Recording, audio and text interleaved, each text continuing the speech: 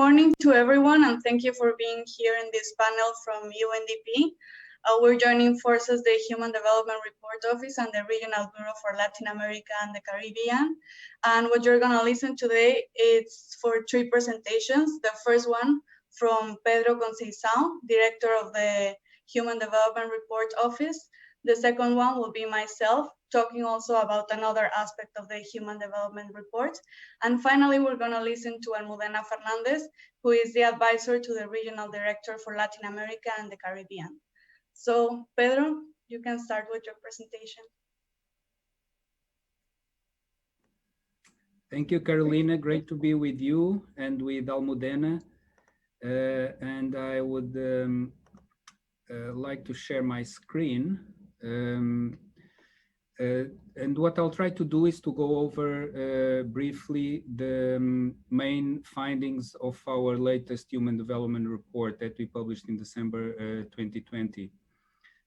I'll cover some aspects, and then Carolina will go a little bit more in depth in some of the aspects that I will mention briefly, and I will note as I go through my presentation where Carolina will elaborate further. So, the Human Development Report 2020 attempted to do three things. First, to look at and consider what is the meaning of expanding human development, this aspiration of expanding human development in a context that has been described by many as the Anthropocene. And this is a term that's still being debated by geologists on whether it should be formally used to classify a new geological epoch, but the evidence seems to be very clear that human activity is destabilizing planetary systems at a global scale in a way that does not seem to have precedent in human history and not even in the history of our planet. Secondly, we explore what are potential mechanisms of change that will enable people to make different choices towards easing these planetary pressures and at the same time continue to enable people to expand human development. And finally, we explore new metrics. So how can we account for, in the set of indicators that we consider when looking at human development, how to account for these planetary pressures and interactions between them and the other metrics that we use for human development, including the Human Development Index. So this is what I'll briefly cover. I will start first with a few more comments on the Anthropocene, why the evidence suggests that it's something unprecedented, and how this interacts with what we call social imbalances, a number of inequalities. Second, I will go over the metrics that we put forward, and then finally, very briefly, I will mention these mechanisms of change, because this is one area in which Carolina will develop a little bit further, and then Almudena will also give specific examples of how one of these mechanisms of change, nature-based human development, is happening in Latin America and the Caribbean. So I think it's very important that this Human Development Report, which was published 30 years after the first Human Development Report was published, is not another sustainability report. Concerns with the environment and sustainability have been covered over the years in many human development reports.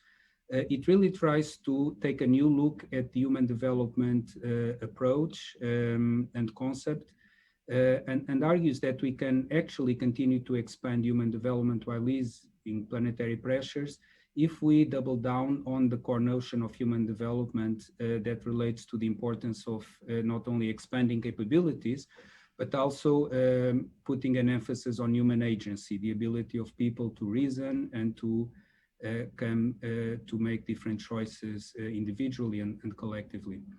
And another important aspect is that it suggests that it's important to have an integrated approach that goes deeper into trying to understand what are the underlying drivers of these complex planetary changes, as opposed to trying to look at separate problems one at a time without seeing the connection across them.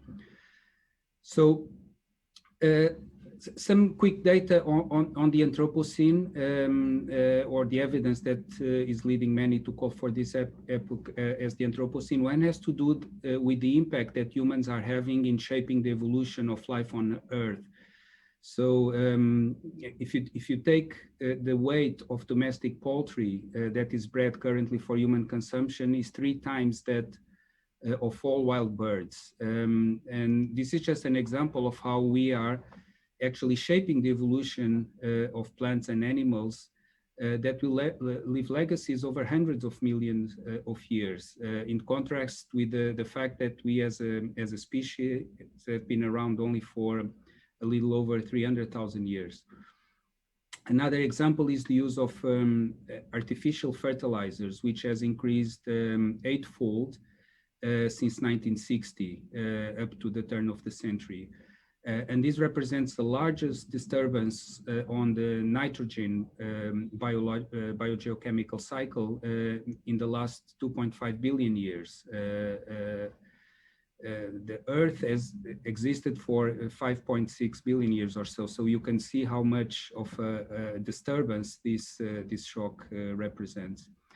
There's also evidence using a number of indicators by what has been called the great acceleration. So here I give examples related to the increase in the use of aluminium, which was really a material that was almost unknown in native form until the 19th century. And 98% of its global cumulative production has occurred since the turn of the 20th century. Or concrete, which has been known for a long time, since the Romans, but half of all of the concrete produced in human history was produced in the last 20 years. And use of different construction, mining, waste, urbanization, which represent the greatest expansion of new minerals in the last 2.5 billion years in the history of our planet. So I've used all of these examples without mentioning even once climate change, because this is an illustration of how climate change and perhaps even COVID-19 are some of the illustrations of these changes that are happening at the planetary scale. COVID-19 is, we don't know exactly how it emerged, but it's likely to be just the latest in a series of zoonotic diseases, diseases that jump from animals to human, that we know are associated with the increase in planetary pressures, particularly land change use and pressures on biodiversity. So the argument in the report is that as these shocks materialize, they are likely to exacerbate inequalities. So in the case of COVID-19, there's evidence that has been clearly the case when it comes to gender inequality, which has increased as a result, in part because the economic sectors affected are sectors in which women are overrepresented, but also because some of the social norms related to the expectations on the role of women in childcare, for instance, have asserted themselves. So women appear to have pulled back from the labor force. But it goes beyond COVID-19. If we look at a series of ecological threats related to droughts and other extreme weather hazards, we see on the chart on the left that the higher the level of ecological threat, the higher the level of the gender inequality index. And this actually applies to inequalities in human development more broadly. You see the same pattern emerging on the graph on the right. So there's an interaction between these shocks that result from planetary pressures and the exacerbation of inequalities. But inequalities are also related to asymmetries in power, in voice, and in the contributions between those that over-extract and over-pollute and those bearing the consequences. So in this chart, you see that the red lines represents that in a no climate change mitigation scenario, countries with low human development could see up to 100 days more of extreme temperature by the end of the 21st century, while very high human development countries will actually see a reduction in the number of days with extreme temperature. So this shows that those that have contributed the least, which are countries with high human development or low human development, those that have contributed the least to climate change will actually suffer the biggest losses. Now, a central message of the report is that all of this is not inevitable and depends on the choices that we make. And here the blue lines illustrate that under a moderate mitigation scenario, those 100 days more of extreme temperature by the end of the century in low human development countries could actually be cut in half. So the report puts an emphasis on trying to understand what could be done to enable people to make different choices. And one of the proposals is to introduce new metrics. So let me cover now our reasoning in the introduction of a new metric, what we will ultimately call the planetary pressures index. So the reason has to do with the fact that life, all forms of life, the biosphere, depends on energy. And you see here a graph that represents in the evolution of our planet and in the evolution of human societies, the use of energy by the biosphere as a whole on the top, and the use of energy by human societies. And one of the striking facts is that the two are getting closer, especially after the industrial transition, which again speaks to the new reality of the Anthropocene, but also that the use of fossil fuels has been the transformational driver towards enabling human societies to basically achieve what we have today. So use of energy is something that essentially for all forms of life, for our human societies, but the other element that is crucial are materials, nutrients in the case of all forms of life. And if you take the analogy for human societies, energy and materials are the two elements that are needed for our societies to function. So what has been happening is that the planetary pressures that we're putting on the planet are related intimately to the way in which we use energy and materials. And therefore, we constructed an index of planetary pressures that is a combination of the impact related to the emissions of CO2, carbon dioxide, and the material footprint, both on a per person basis. So if you contrast this index of planetary pressures with the Human Development Index, what you see clearly is that no country currently is in the aspirational space of high human development and low planetary pressures, which represented here by this green triangle. The blue dots show how countries stand in the Human Development Index and in this index of planetary pressures. So making different choices implies if you want to move in the direction of the arrow towards that triangle. And to do so, and I'll conclude, we suggest that it's important to consider a number of mechanisms for change that can engage different actors. Governments, policymakers here have certainly a critical role, but there are other actors, business, civil society, all of us as individuals can play a role in activating these mechanisms for change. One has to do with the social norms. We know that what drives people's behavior often is what people around us do and expect us to do.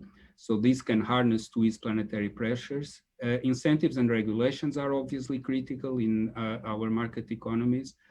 Getting prices right, be it pricing carbon, reducing fossil fuel subsidies, are central. A number of regulations, but also important to continue to invest, especially in technology. And then finally, looking at nature not as a constraint, but actually as a potential driver and enabler of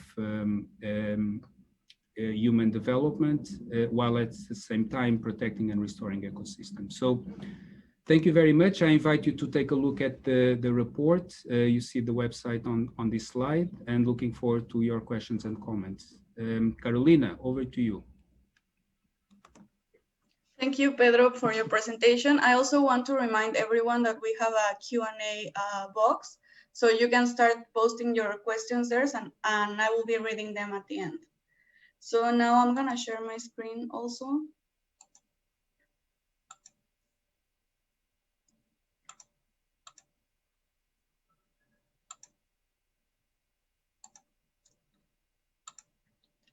So I'm going to continue with the presentation of the Human Development Report 2020, but focusing more on how we want to empower people through nature in the Anthropocene era. The Anthropocene implies enormous uncertainty for people and societies, and the risks that we are facing are not only greater, but they are also different. The notion of risk faced by people is changing as the risks reflect a new complex interrelation of planetary changes and social imbalances. So some of the risks that we are facing now, for instance, is the COVID-19 pandemic, which is the latest consequence of planetary imbalances. Scientists have long warned that diseases will emerge more often from interactions between people and wildlife. Interactions that have steadily increased in scale and intensity, squeezing ecosystems so hard that deadly viruses spill out, and the novel coronavirus is not the first such virus and will not be the last one. On the other side, climate change is weakening economic progress and increasing inequalities. In most countries, GDP per capita is lower than it would have been without climate change, particularly for lower income countries, where it is estimated to be between 17 and 31% lower. And overall, cross-country income inequality is estimated to be 25% higher because of climate change. Also, after 2 decades of progress, the number of people affected by hunger has been increasing since 2014, and it will continue according to the forecasts, considering the effect of the pandemic. Finally, recent scientific reports suggest that the effects on natural hazards have been increasing since the turn of the millennium. Most of the increased economic costs from natural hazards has been for developed countries, but most of the increase in human costs have been in developing countries. So if we go to the first shock, COVID-19 has spread quickly around an interconnected world, taking root wherever it has landed and thriving, especially in the cracks of societies, exploiting and exacerbating inequalities in human development. In too many cases, those cracks have hamstrung efforts to control the virus. And this is a human development crisis as well. The shock is affecting the main components of human development with unprecedented magnitude, synchronicity, and global reach. As you can see in the figure, the pandemic has caused a fallout on education, health, and income, and this threatens to reverse global progress in human development for the first time since we began counting it in 1990. When environmental shocks as COVID-19 interact with the existing inequalities in our societies, then empowerment gaps widen. An example of this is for women and girls, who are disproportionately affected by shocks because of traditional roles and norms. Their greater participation in unpaid care work, which has increased with the lockdowns, has affected the labor force participation. In this graph, you can see an example for how the labor force participation rate of women in Mexico, Chile, and Colombia has decreased more than 20% per year, which is equivalent to decades of progress. Also, the number of people affected by hunger has been increasing since 2014, and it is estimated by 2030, 900 million people could be undernourished. And this trend is touching a large share of the global population. The inflection point, as you can see here, in the trajectory of progress in food security is due to multiple factors: deteriorating economic conditions, weak positions in global value chains, and large inequalities in the distribution of income, assets, and resources. But also, anthropogenic shocks appear to be the newest driver of hunger, specifically the increasing frequency of extreme weather events, altered environmental conditions, and the associated spread of pests and diseases, such as COVID-19. Another aspect is that natural hazards are continuing to trigger most of the new displacements in 2020. The expected annual number of people displaced after 2020 is close to 14 million globally. And 72% of these displacements will be due to floods, as you can see in the figure. Many people born in areas with low carbon footprints are more likely to migrate to areas with high carbon footprints. Migration is taken as an adaptation strategy, but there are social patterns of discrimination and exclusion that often persist after people move. And displacement can also be different by sex. For instance, in 141 countries between 1980 and 2002, disasters killed more women than men on average. Women's displacement can be linked to their role and status in society, because women might be unwilling to evacuate because of cultural reasons or not being able to swim or escape as fast as men.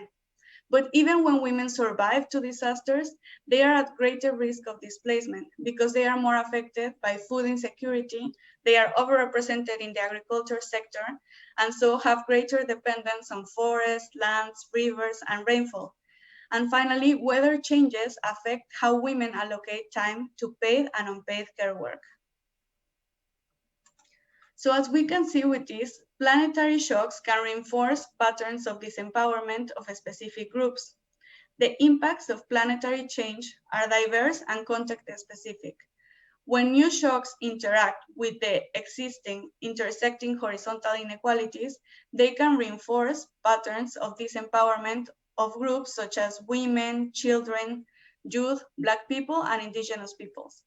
As part of our analysis for this report on how the Anthropocene risks is affecting human development, we explored how planetary change and shocks can reinforce patterns of disempowerment of disadvantaged groups, considering three main aspects of equity and empowerment.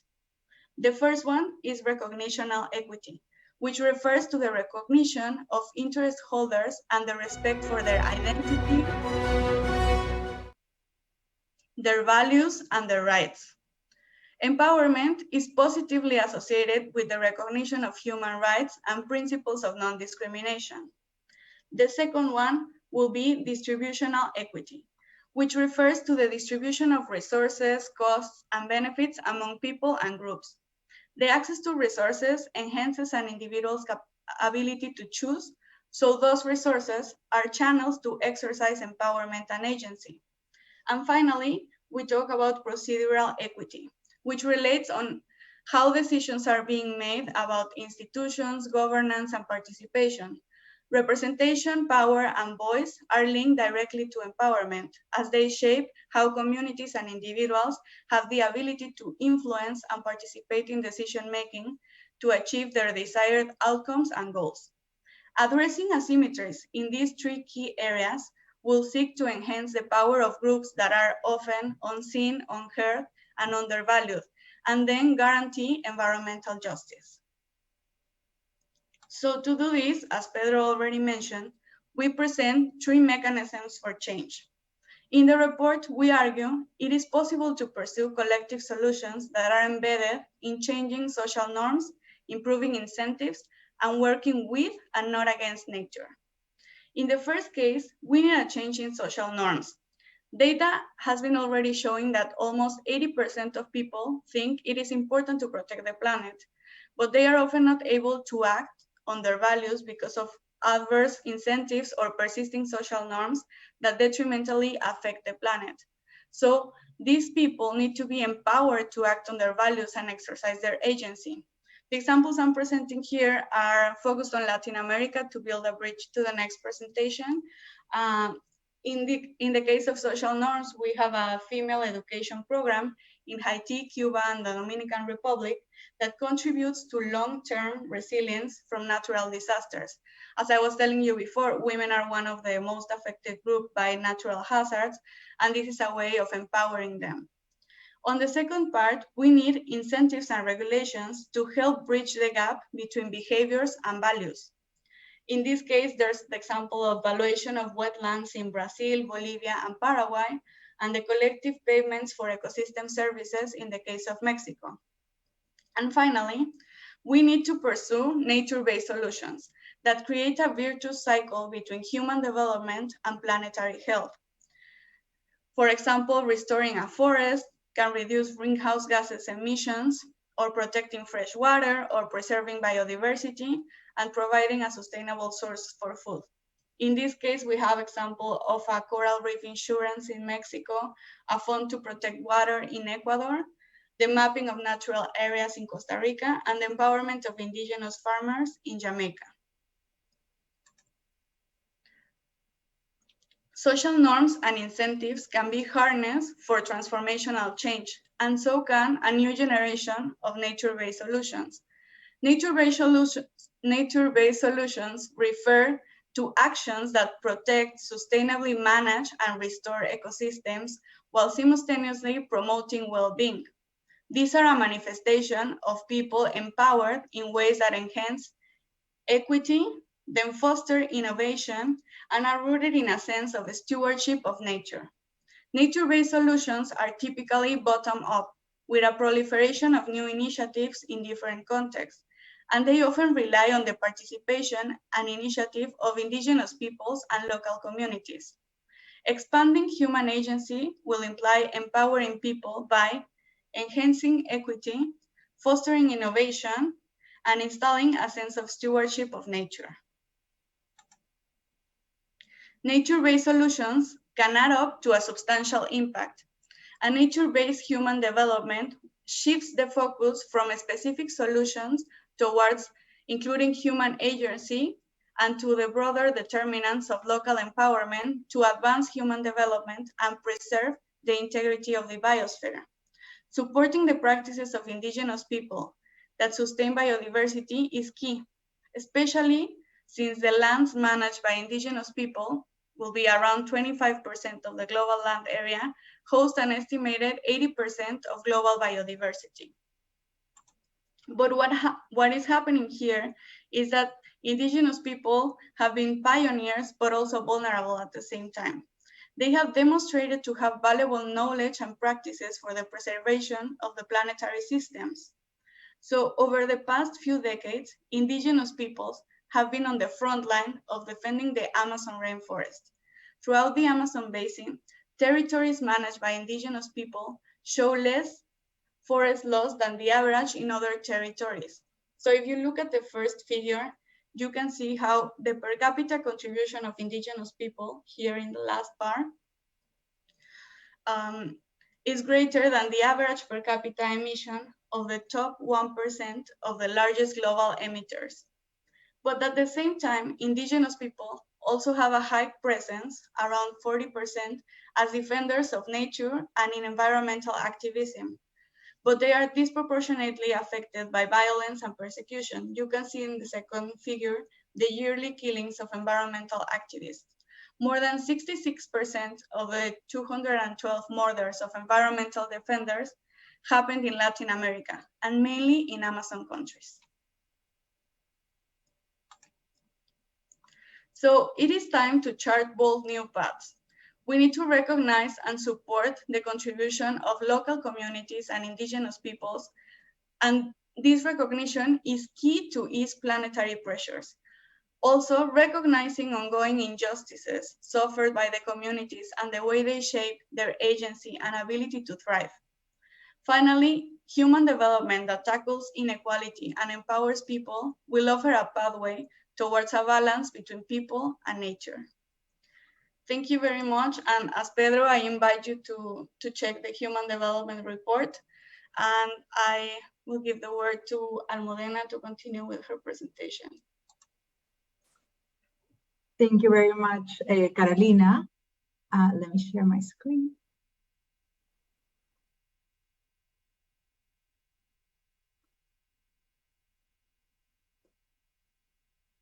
So a very special thank you to Pedro and Carolina for allowing the Regional Bureau for Latin America and the Caribbean of UNDP to be part of this very important panel. I'm here on behalf of our Regional Director, Luis Felipe Lopez Calva, and I will be presenting some preliminary findings of ongoing research that we're working with, that our UNDP Latin American Caribbean Environment Team is working with the Northeastern University School of Public Policy and Urban Affairs. The aim of this research is to understand the impacts that nature-based solutions are having on household well-being on the ground in Latin America and the Caribbean, and how these, when aggregated, can support both sustainability and growth in the long term. As you heard from my colleagues already, the Human Development 2020 argues for 3 levels of levers of change to promote human development that eliminates planetary pressures. Social norms that have to do with what is acceptable and not acceptable in a society, incentives and regulations which have to do with pricing of different mechanisms and different regulations, and nature-based solutions, which is what I'll be focusing on in this presentation today. As a catalyst for change for both household communities, but also for countries and planets in the aggregate. So as Carolina just mentioned, and just for clarity, we're understanding nature-based solutions as actions that promote, protect sustainable management and restore ecosystems while simultaneously promoting human well-being. So that's the type of solutions that we're focusing on right now. The report argues, and I think that this is a very interesting annotation, that there's 2 reasons why nature-based solutions can result in transformational change. One has to do with and Carolina mentioned this a bit, how local action, when added, can have a very global impact. And the report analyzes different ways in which these can be done, such as fossil fuel mitigation and forests, etc. The second one is because socioeconomic and planetary systems are very, very deeply connected.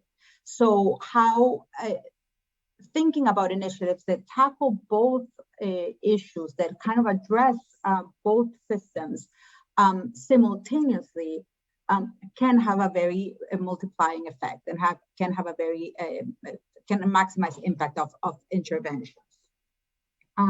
So what we'll be discussing right now is the second effect, and how the mechanisms through which nature-based solutions improve households' well-being, creating a virtuous cycle between environmental stewardship and growth. We will do so by looking at nature-based solutions, at the impact of nature-based solutions on households through an asset-based approach. The idea is there's various channels through which nature-based solutions have a positive impact on households. And we know many of these. There's the possibility of job creation. There's the possibility of increased yields of agricultural land. There's the possibility of improved environmental services that can increase the returns of different productive assets. But we want to look at it because the impacts are so widespread and so interconnected among each other, we want to kind of present a framework where we can look at it in a more systematic way.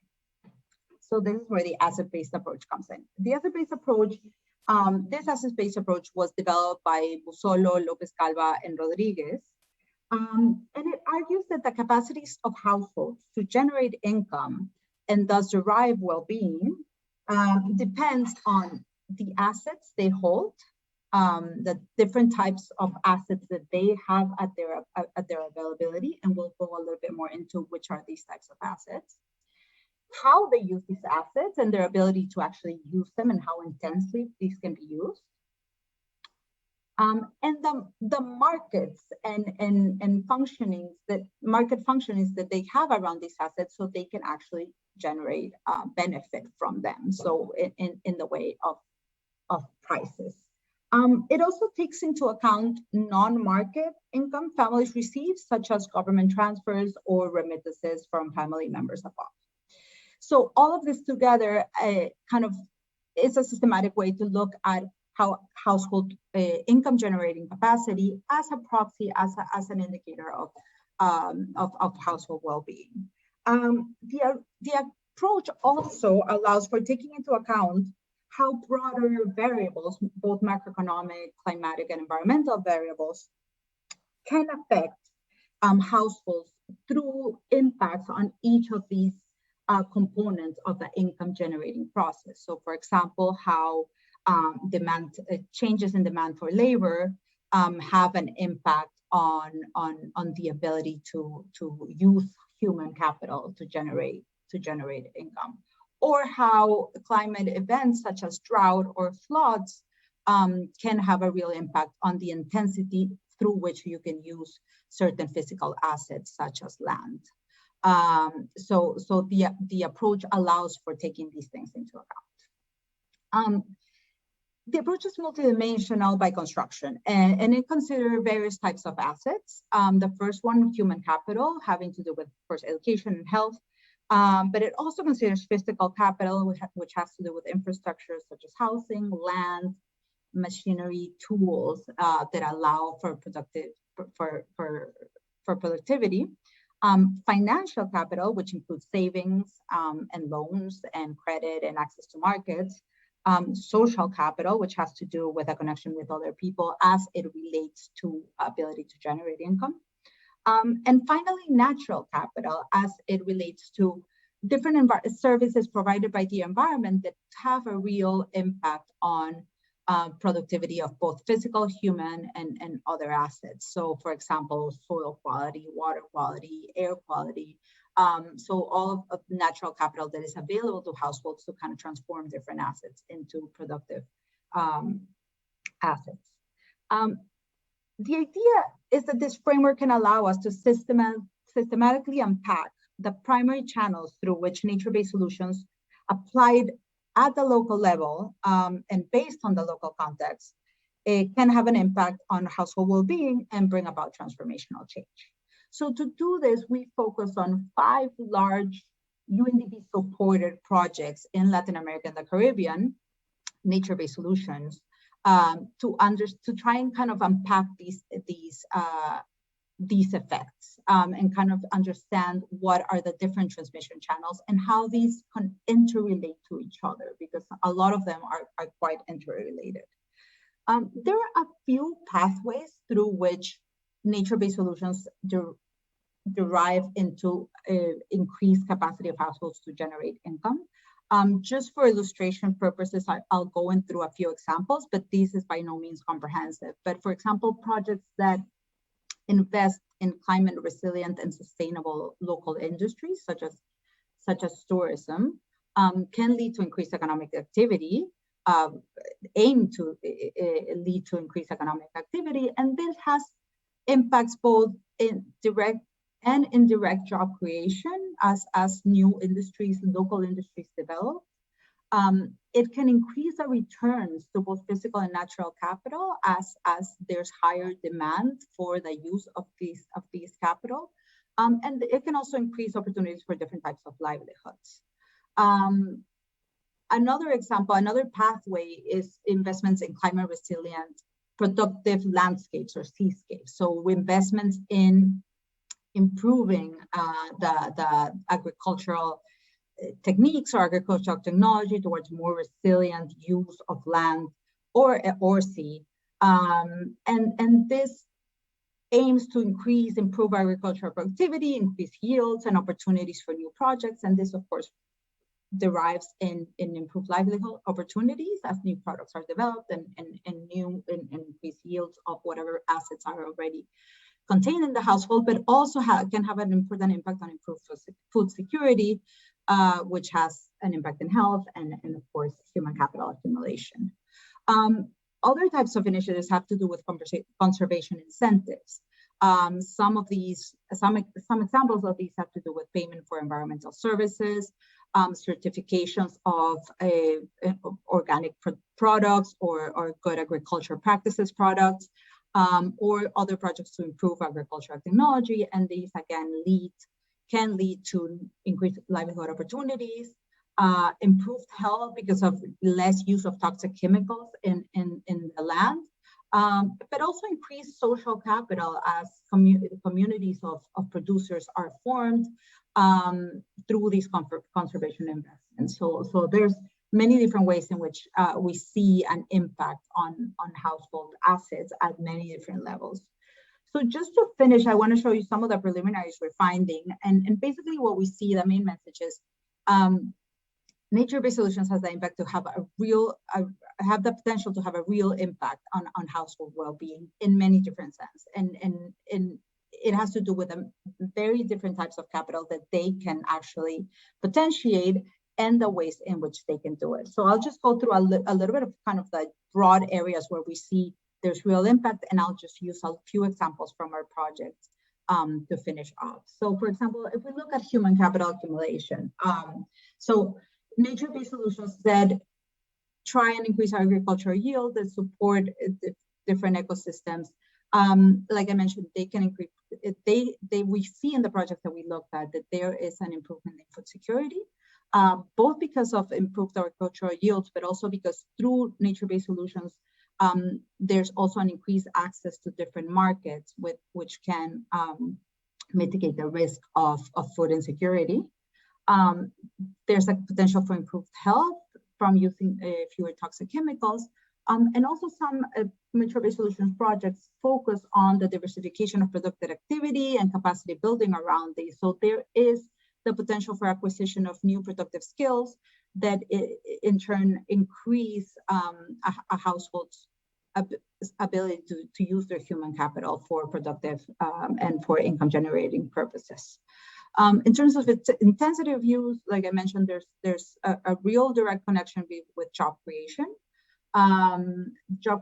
from the projects themselves, but more perhaps from indirect spillover effects as local economy, local industries grow, as certain areas as certain products enter international markets and the demand for them grow.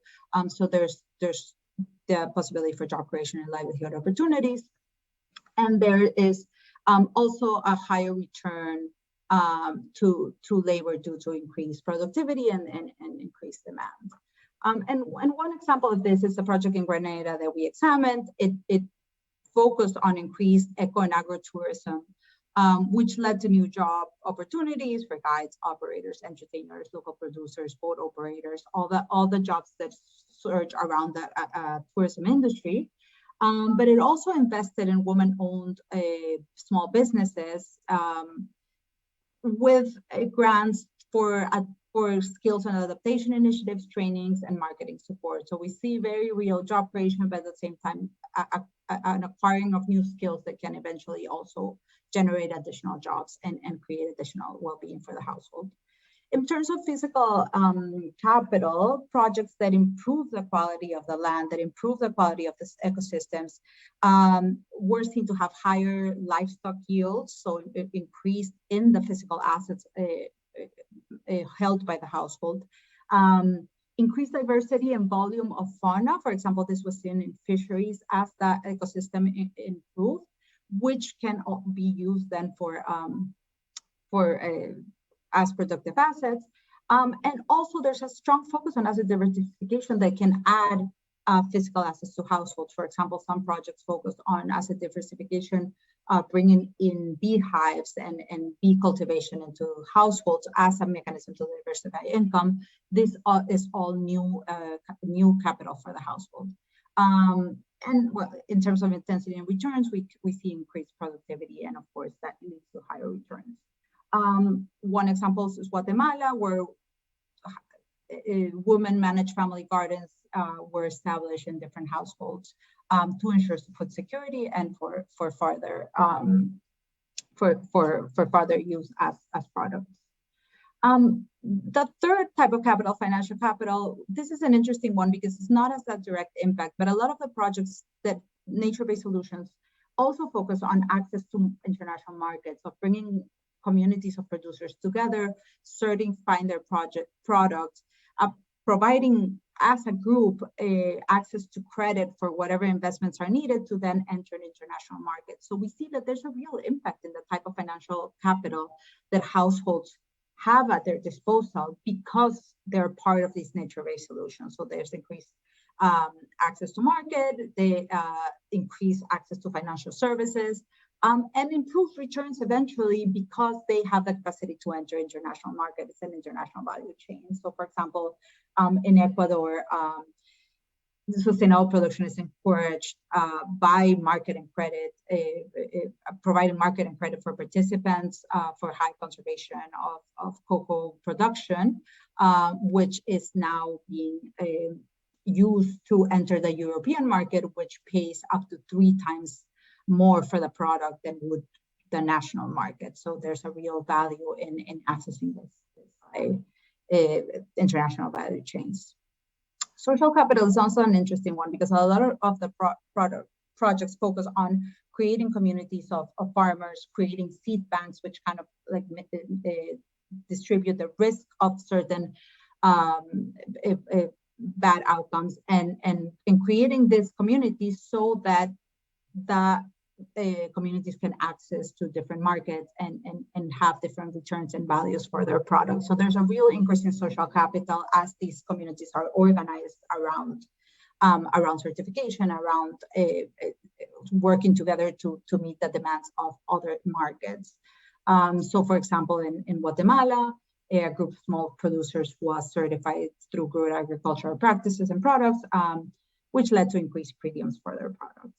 And finally, natural capital, I think this is the most direct impact that we see, but increased health of ecosystems, increased health of soil, increased biodiversity accumulation, water quality, reduced pollution, all are proven to result in both better health for the communities and increased yields to whatever assets they already have. So there's also a very clear impact. And we have an example from Colombia. So I think this is, like I said, is preliminary findings. We're working to kind of expand this research and really kind of systematizing the impacts as we see them and making these links between the different impacts there is. But I think what we're seeing very clearly is that, as the Human Development Report 2020 argues, nature-based solutions are one important mechanism through which human development and planetary health can be expanded. Starting at the local level, placing human agency at the center, and adding up to a global impact, both in terms of sustainability and growth. Thank you very much. Over to you, Caro. Thanks so much, Almudena, for such a great presentation. It's always really good to see how what we are working at the global level resonates at the local level and the work you are doing with country offices. So I encourage everyone to post in the Q&A box in case you have a question for any of us. And in the meantime, I think I'm gonna ask you a question, Almudena, from what you were presenting. I was very happy to see in the latest examples that you were mentioning 2 projects that included women, and also including the Caribbean, because I think that's sometimes the comment, and having Grenada and Cuba. And regarding the inclusion of women and this gender aspect, did you plan this since the beginning of the research to have like some projects focused on women? And are you planning to have like a separate section from the research or do an analysis focused on how is gender different for nature-based solutions? Thank you, Caro. We didn't plan to have a different projects, specific projects that had a gender component in this research.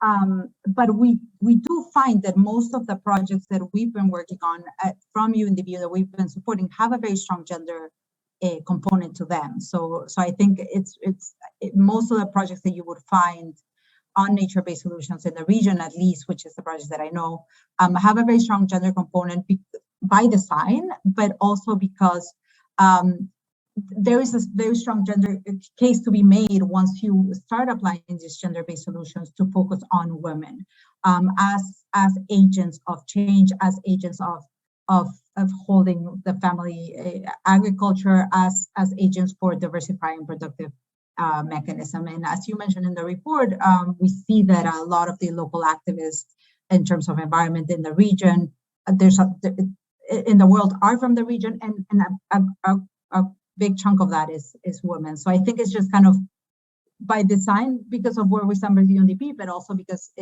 I don't think you can think about these kind of projects without having a gender component because of the importance of the role that women play at the household level in these types of communities.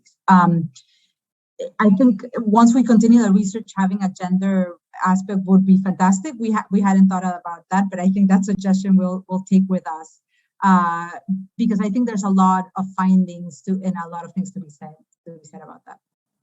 Over.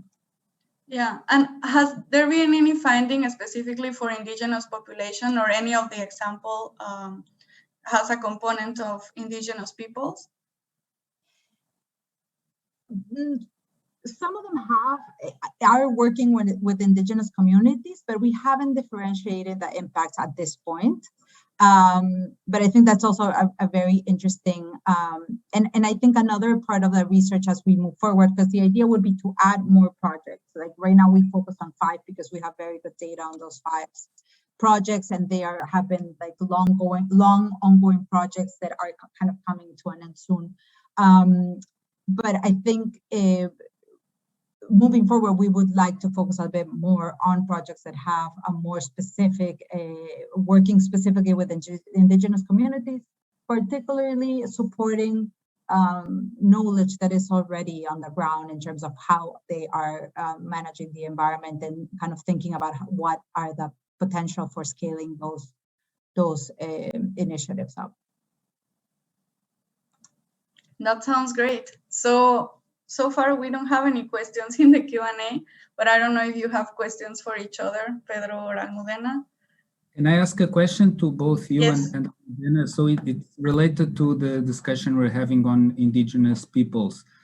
One of the approaches to learn from Indigenous peoples is to observe some of their practices and then replicate in contexts of conservation, for instance.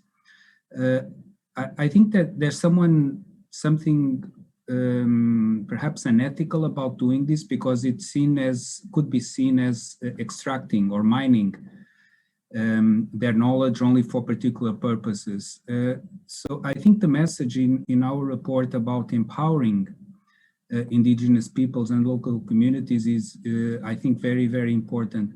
So maybe if I could ask you both to reflect on this, and Almudena, maybe in your case, in the context of a region where there's really almost a paradox, because it's a region where Indigenous peoples are often persecuted, but also one where there's perhaps greater awareness of their potential, and also very good initiatives to empower them. So any comments, thoughts that you would have on this question? How do you want to go first? I don't know if, I can start. So I think the key for this is kind of what I concluded in my presentation, that is, we need to recognize the injustices Indigenous people have suffered in the past. And when we are, replicating or taking on the knowledge and the experiences they have, also acknowledging and recognizing that it's their experience and their knowledge, and we are taking from them. So the empowerment is from them, and we are just learning there. I think with that, it's something possible and it can be done. And especially in the region for Latin America, because it has so many Indigenous environmental activists. Yeah, I think, Pedro, as you mentioned, I think the message on the report on this is spot on. I think it's about empowering knowledge and solutions that are already being applied at the local level. and to see if there's potential for scaling, and there might not be, given these are very local specific solutions and initiatives, and by definition, right, because they're meant to be. So I think it's critical to really focus on that, like, and I really like how the report does this, on the agency of the people on the ground to kind of find these, because nature-based solutions can be a lot of things, right? So to find what works for them in terms that, I think the focus really needs to be in terms of, let's think about these things in parallel. And I think perhaps nature-based solutions have been part of the portfolio of the environmental domain, right? These are projects by the Environment Ministry of the countries. And of course, they have, by design, a human well-being component to them. While maybe the social development ministries in countries are thinking about more, poverty reduction programs that can have an environmental component to them. But how do we think about this together, right? How do we really kind of design for these, like, maximizing effect and virtuous cycle between environmental stewardship and household well-being, which eventually adds up to economic growth.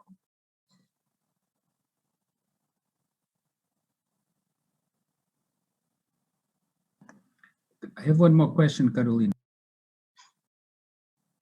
Yes, go ahead, Pedro. You can ask your question. Thank you. Almudena, I don't know if you reflected on the potential of the asset-based approach to work in those contexts of where many indigenous peoples live or local communities, where markets may not be functioning. So the way in which prices work might be distorted. So that could be I don't know if you've done any work, but it could be an interesting extension to try to adapt or understand the extent to which the asset-based approach work in those contexts also. I think that's really, we haven't reflected at this point in the research, but I think that's very interesting, because a lot of the, these nature-based projects are very multidimensional by themselves, right? They're not just like one payment for environmental services, but they usually involve a wide array of different services and of different components that add up to a project. So it'll be really interesting to look at, a lot of them have components of this, like allowing local communities to have access to markets that they don't traditionally have. And like I was mentioning, it's about, adding, creating communities of producers that can act as a group to access these markets while individual producers might not. So it's about kind of aggregating this and building the social capital so they have access. So it'll be really interesting, with a focus on Indigenous community, how does that work, if that works, or if there's anything that we need to kind of be aware of in this process moving from, if this is something that is beneficial or not, right? I think there's a lot of nuance in that approach. So I think we're already over time. So thank you everyone for attending the webinar, and thank you Almudena and Pedro for your presentations. And we invite you to check more of the report and the work that the Regional Bureau is doing, and following us in social media. Thanks. Thank you, Carolina. Thank you, Pedro.